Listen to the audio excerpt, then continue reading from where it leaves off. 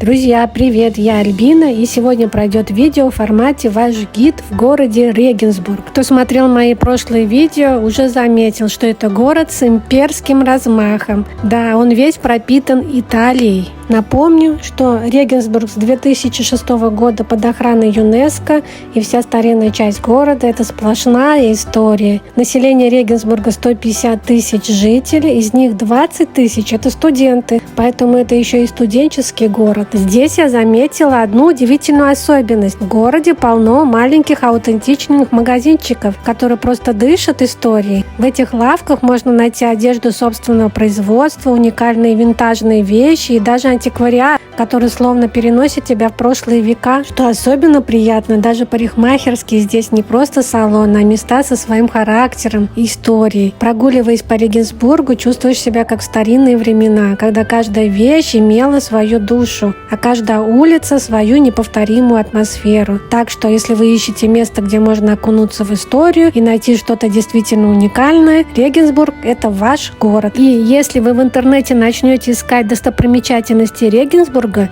первое, что вам предложит Google, это каменный мост. Это как Карлов мост для Праги, но Регенсбургский мост намного старше.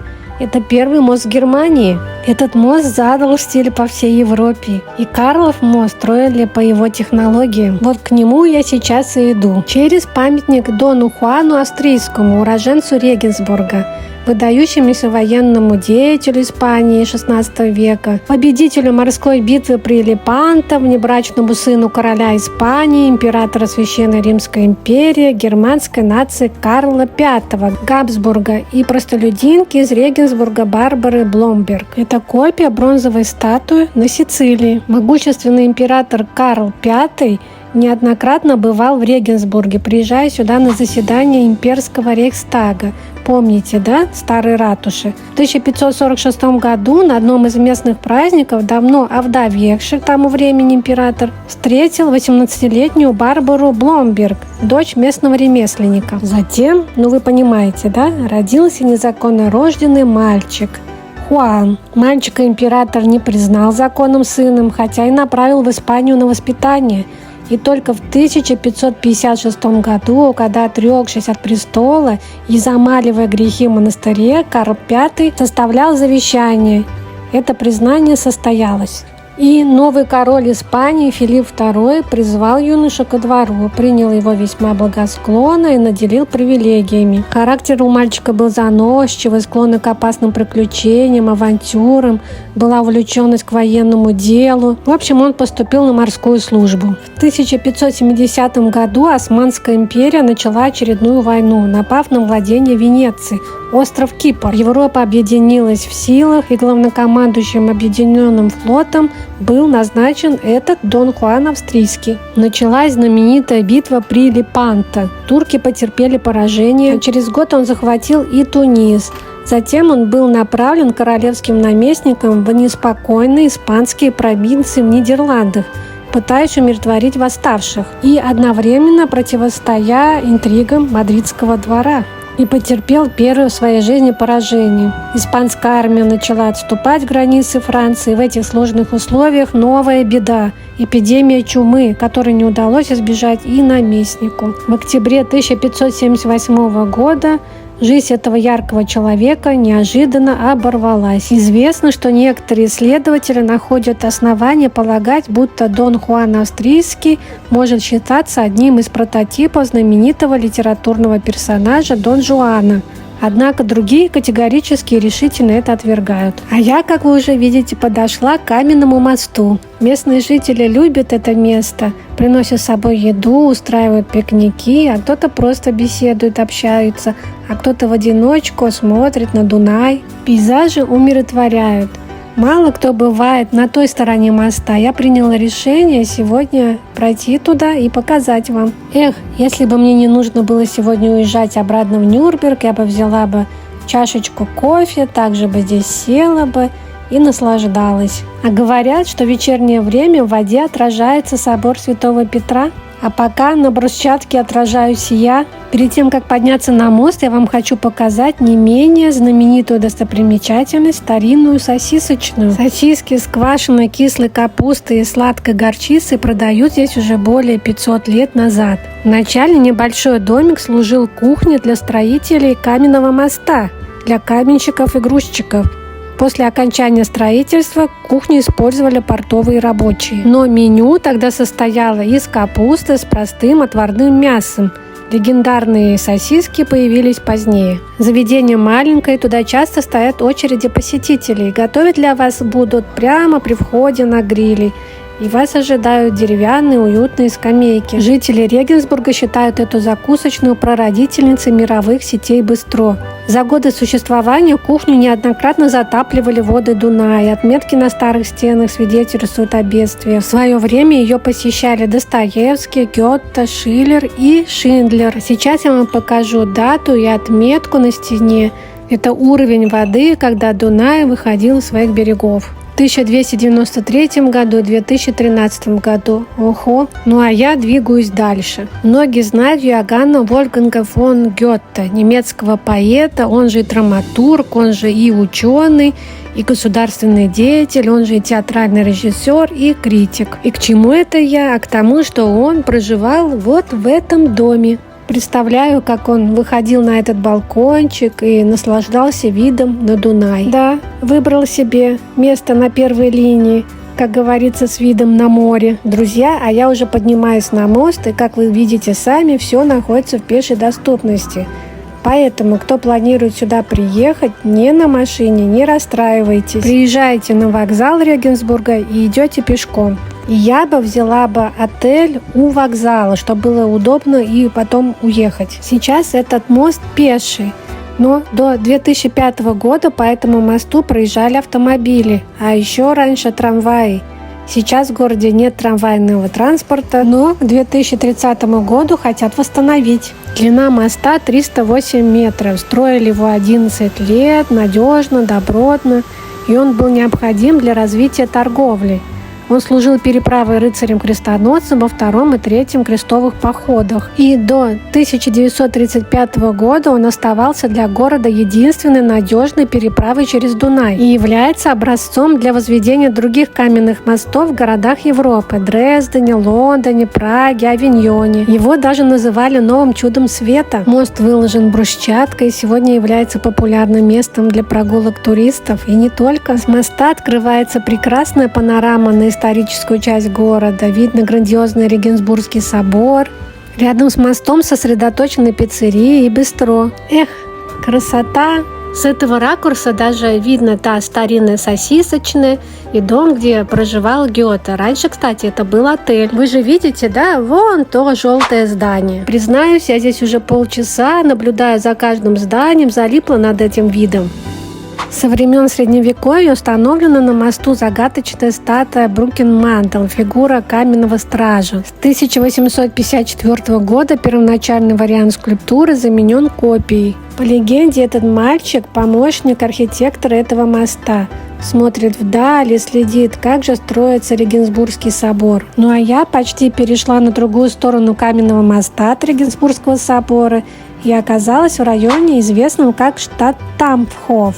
Это исторический квартал, который раньше был отдельным городом, но теперь является частью Регенсбурга. Этот район сохранил свое старинное очарование с узкими улочками, старинными домами и уютными кафе. Здесь также находится множество памятников архитектуры и интересных мест для прогулок. Во времена независимости штата Тампфхофа существовала поговорка «Через каменный мост вы не поженитесь». Люди здесь гордились независимостью от Регенсбурга. Это также можно увидеть на здании, которое когда-то было ратушей. На гербе штата Тампфхоф изображены 3 ключа Петруса, а не только 2, как в Регенсбурге. Еще одно, это было важно, город был баварским, Регенсбург был свободным имперским городом. Здесь можно посмотреть 3 достопримечательности. Это церковь Святого Манга при мужском монастыре, церковь Святой Катерины при больнице и соляной склад Андреа Штаддель. Церковь Святого Манга – это башенка с зеленым куполом, принадлежит церкви Святого Манга при Августинском мужском монастыре. Основана в XII веке, она была названа в честь монаха Магнуса, прибывшего сюда из Санга Сталина в VIII веке. Сама церковь была сооружена в 1697 году в стиле рококо. Сейчас здесь размещается высшая школа церковной музыки. Кстати, заглянув в окно, я слышала хор мужской. Бывший монастырь Святой Екатерины был упразднен еще в 1316 году, в то время как Екатерининский госпиталь с госпитальной церковью и популярным пивным садом существует до сих пор. Несмотря на то, что находился он на берегу Дуная в штат Тамхофере, территория больницы принадлежала имперскому городу Регенсбург. Андреасштаттель – это двухэтажный соляной городок, построенный еще в 1597 году.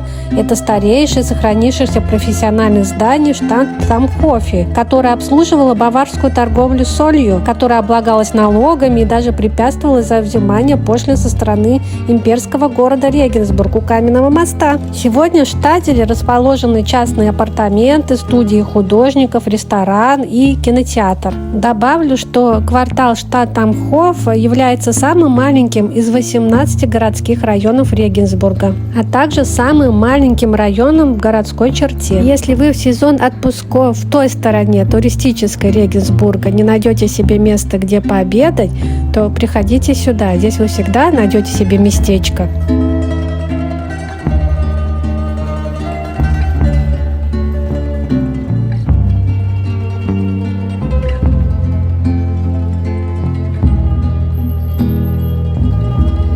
Возвращаюсь в туристическую часть Регенсбурга, перехожу мост, и давайте вместе насладимся видами. Вы только посмотрите, весь город как на ладони, и все башни, и собор. Это же картинка из открыток Регенсбурга.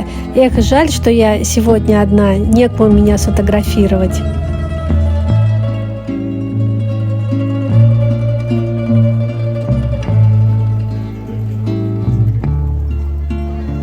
Дом Голиафа. Сам дом старый, намекает нам на венецианскую готику, но прославился он не этим, а фреской, как Давид побеждает Голиафа. Нарисовал ее еще в 1573 году Франц Риннер, и с тех пор фреску регулярно подновляют. Давид и Голиаф – это религиозные персонажи. Справа изображен Голиаф крупный, это тиран, притеснитель. А слева как раз мальчик-пастух Давид, пророк. Здесь как раз изображена битва Давида и Голиафа. Давид победил, вы удивитесь, но в исламе тоже есть эти персонажи. Давид по-арабски означает Дауд, был пророком. И в Коране его имя упоминается 16 раз. И хотела бы уточнить, статуя Давида Микеланджело во Флоренции – это именно он, это Давид. Есть копия, стоит на улице во Флоренции у музея Уффици. Кто был, знает. Оригинал находится в музее искусств. Могу похвастаться, я видела. Стою у Регенсбургского собора Петра и показываю вам дом, где жил Наполеон I. Друзья, сами убеждаетесь, да, что не дом, так история. В этом же доме находится часовня Марии, Мария Ленг-Капелла. Наполеон захватил Регенсбург в 1809 году во время войны Пятой коалиции. Французские войска осадили город, который тогда был частью Баварии, союзника Австрии. После интенсивного обстрела и штурма Регенсбург пал 23 апреля 1809 года. И это здание принц Карл Палац Наполеон использовал как свою резиденцию во время пребывания в городе. Только посмотрите, кого я вижу. И сейчас увидите вы. Вот две дамы стоят в старинных одеждах. А стоят они возле магазина мастерской шляп «Хутмахер». Так и переводится на русский «худ шляпа, махер делать». Это историческая шляпная мастерская, известная своим мастерством и традициями. Основана в XIX веке и предлагает широкий выбор шляп ручной работы от классических до модных головных уборов. Уже 3 поколения заведуют этой мастерской, а прославилась она тем, что в 2007 году шляпу ручной работы подарили папе римскому. Бывают здесь заказы знаменитых людей, в том числе и династии княжеской семьи Турны Таксис. Ну вот, снова я сделала рекламу магазину, как всегда. Реклама есть, а денег от нее нет. Но это пока, надеюсь. Не знаю, понравилась ли шляпа папе римскому и носил ли он, но моему папе точно понравилось бы. Здесь и мини-музей. Интересно, эти станки до сих пор используют или это как выставочный экземпляр? О, здесь и перья. Я читала, немцы, особенно баварцы, такие шляпы передают по наследству и одевают по определенным праздникам. Например, на такой известный знаменитый праздник, как Октоберфест. Напомню, что впервые Октоберфест состоялся в 1810 году в честь свадьбы принца Людвига, будущего короля Баварии Людвига I, и принцессы Терезы. Сейчас этой шляпной мастерской магазин заведуют два брата. Один мастерит, а второй заведует. Что-то все о духовном, о культурном. А кушать-то всегда хочется. Взяла себе регенсбургское мороженое рядом с магазином шляп. Наслаждаюсь видом на резиденцию Наполеона. Да, Регенсбург связан с именами многих известных людей. Кроме уже упоминавшихся римского императора Марка Аврелия и астронома Иоганна Кемплера, открывшего законы Солнечной системы, здесь родились или побывали Оскар Шиндлер, знаменитый спаситель 1200 евреев во время Второй мировой войны, о котором снят фильм «Список Шиндлера». Предыдущий папа римский Бенедикт XVI, знаменитый испанский полководец Хуан Австрийский, немецкий писатель Карл Май. Об этих людях напоминают городские скульптуры и мемориальные доски на домах. Про них я говорю в других своих видео. Также в Регенсбурге можно увидеть примечательные мемориалы, например, вот как этот, жертвам Холокоста, жертвам эвтаназии, узникам концлагерей и пленникам войны, жертвам насилия над женщинами. Он был открыт в 2005 году на площади Ной-Пфар-Плац, которая ранее являлась центром еврейской общины города, и состоит из нескольких каменных плит, на которых высечены имена евреев, убитых в годы Холокоста. Также здесь установлена табличка с информацией о жертвах и истории еврейской общины Регенсбурга. Под площадью Ной-Пфар-Плац обнаружены археологические останки средневековой синагоги, которые стали частью мемориала. Как раз об этом сейчас говорит впереди гид своей группе. И здесь же в некоторых местах есть возможность узнать больше о судьбе отдельных жертв и истории Холокоста с помощью информационных табло или мобильных приложений. Этот мемориал играет важную роль в сохранении памяти о трагедии Холокоста и служит напоминанием о необходимости борьбы с антисемитизмом и другими формами дискриминации.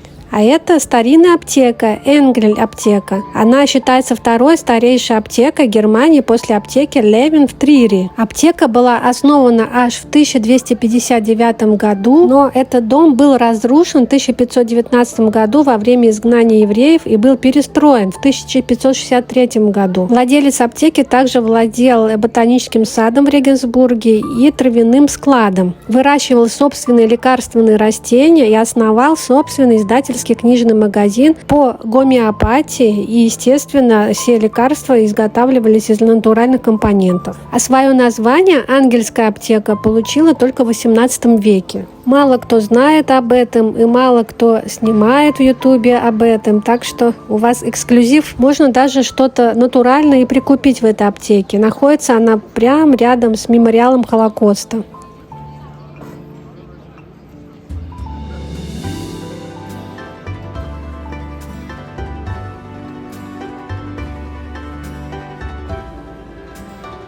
Здесь же рядом можно перекусить и в Берлинер Донер. Вот парадокс, да? Звучит как не Туркиш Донер, не Стамбул Донер, а Берлинер Донер. Насколько все смешалось в Германии. А внутри вы можете купить итальянскую пиццу. Друзья, в следующем видео я расскажу вам, как получила шок в Регенсбурге.